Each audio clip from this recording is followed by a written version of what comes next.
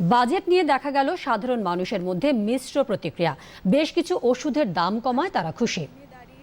প্রত্যেক মেয়েদের কাছে যারা জেলার থেকে অন্য জেলাতে পড়তে আসছে তাদের জন্য এটা খুবই ইম্পর্টেন্ট, কারণ ফার্স্ট কয়েকটা মাস এটাতেই চলে যায় যে পিজি খুঁজবে না হোস্টেলে থাকবে। সেই ক্ষেত্রে যদি একটা গভর্নমেন্ট ফেসিলিটি থাকে উইচ ইজ আই থিঙ্ক সিকিউরিটির জন্যও ভালো হবে, তাহলে সেটার দিক থেকে দেখতে গেলে আর এমনিতে যে টাইম গ্যাপটা লাগে যে এসে অ্যাক্লিমেটাইজ করার জন্য খুঁজে যাওয়ার জন্য পিজি, সেই ক্ষেত্রেও খুব সুবিধা হবে। বিদেশে পড়াশোনার খরচ কমলে আমরা যারা রেগুলার সিটিজেন আছি তাদের পক্ষে খুব সুবিধা হবে, কারণ কলকাতায় এখন চাকরি বাকরির অবস্থা খুব খারাপ। অনেস্টলি দেখতে যদি বিদেশে আমরা পাই এত কমে, তাহলে সেটা আমাদের জন্য অনেক বেশি ইউজফুল হবে, তো সেটা কমানো হোক।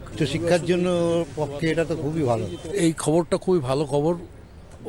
ভারতবর্ষে 80% লোক নিম্ন মধ্যবিত্ত, তাদের ক্ষেত্রে বিভিন্ন রকম ওষুধ কেনার ক্ষেত্রে যদি ছাড় বেশি থাকে সেক্ষেত্রে অনেক বেশি লোক বাঁচার আশা রাখতে পারে। ওষুধের যেটা ছাড় দিয়েছে সেটা সবার জন্যই খুবই ভালো একটা ব্যাপার, কারণ আজকালকার প্রতি নিত্য নিয়ত যাই করুন না কেন ওষুধ হচ্ছে নিত্য প্রয়োজনীয় জিনিস হয়ে গেছে, সবারই কিছু না কিছু ওষুধ লাগে। সেই ক্ষেত্রে মানে গরিবদেরও উপকার হবে, সবারই ওভারঅল একটা উপকার পাবে। যারা আয়কর দেয় তাদের সুবিধা হলো। এতদিন তো সবাই একটা সীমাবদ্ধ এতে ছিল, তো যাই হোক সেটা সবারই সুবিধা হলো এই আর